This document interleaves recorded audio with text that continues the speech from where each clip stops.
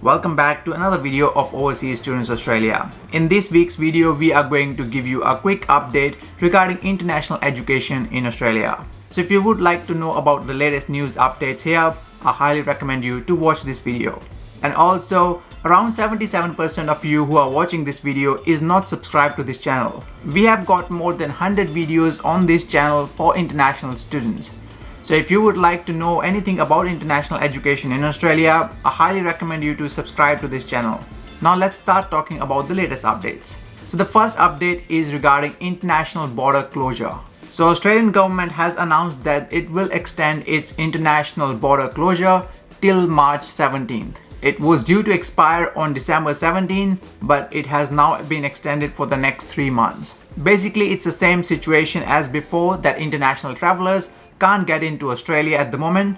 Only Australian residents and citizens are allowed to come back in Australia. And there were further discussions regarding this in the 11th December National Cabinet meeting, where different state premiers and Prime Minister discussed about various issues, including international borders. And as we already know, it was again discussed that Australians will be the first people who will be prioritized to bring back to Australia, which we discussed in the previous videos as well, that it makes perfect sense to get your citizens first before getting anyone else. But to give you some perspective, around 38,000 of Australians are still stranded overseas. These numbers were around 26,000 in September and 30,000 in October. But this number has been consistently increasing as more Australians are keen to come back home. And Australian government is trying to bring them home as soon as possible. But as this number keeps on increasing, it is becoming a little bit difficult to estimate when other non-residents can come back to Australia. Now obviously that many people can't be brought back before the Christmas as it was planned earlier. So it is obvious that it will flow into the next year and possibly until February 2021. However, there will be further discussions regarding international students' arrival in the next cabinet meeting, which is going to happen sometime in January 2021. And as soon as we get an update, we'll keep you posted about it.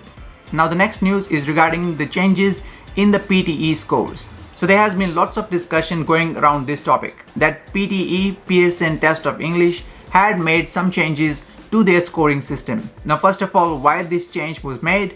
According to PTE website, there was a review that was conducted about PTE scoring system, and to make it align better with the IELTS scores, these changes were made. So the now updated PTE scores reflect better equivalent scores in the IELTS test. So if you look at this scoring system, in the previous times, if you have to score an equivalent of 6 in IELTS test, you had to actually score around 50 in PTE, but now you will have to score around 46.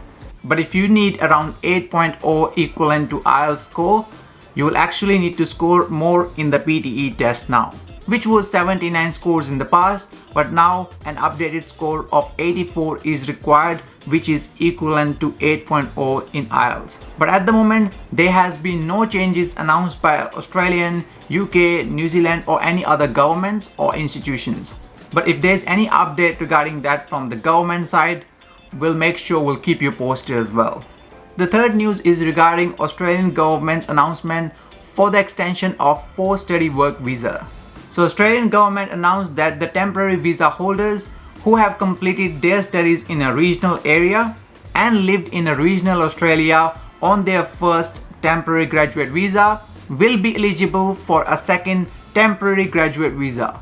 So basically, if you studied in a regional Australia and if you lived in a regional Australia on your first temporary graduate visa, you can apply for an additional temporary graduate visa, which gives you more time to prepare for your future plans. Now the second temporary graduate visa will depend upon which regional area did you study and where did you live on your first temporary graduate visa. So Australian government has categorized Australia into 3 main categories. Sydney, Melbourne, Brisbane obviously fall under category 1, which are not considered as regional areas. But if you have studied in any regional area listed in category 2, you will get an additional year of temporary graduate visa. But if you have studied in a regional areas listed in category 3, then additional 2 years of post-study work visa or temporary graduate visa will be given. The next one is regarding the plans to be submitted to federal government for arrival of international students in Australia. Now, Federal Education Minister asked each state and territory to provide their plans to bring international students safely in Australia.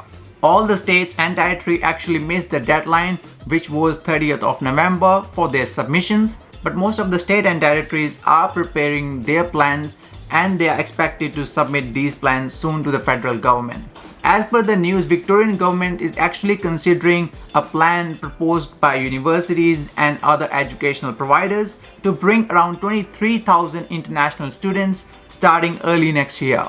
Again, these are proposals that has to go through approval both by state and federal governments. So there is no official confirmation as yet when these plans will actually come into place.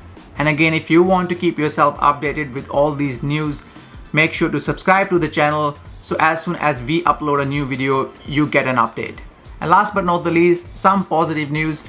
First group of international students have arrived in Australia. So on 30th of November 2020, around 63 international students arrived in Darwin, Northern Territory. The students from 5 different countries, including China, Hong Kong, Japan, Vietnam, and Indonesia, were able to come in this charter flight that flew from Singapore. Students actually had to go through health screening before taking the flight, and they also have to do mandatory 14 days of quarantine.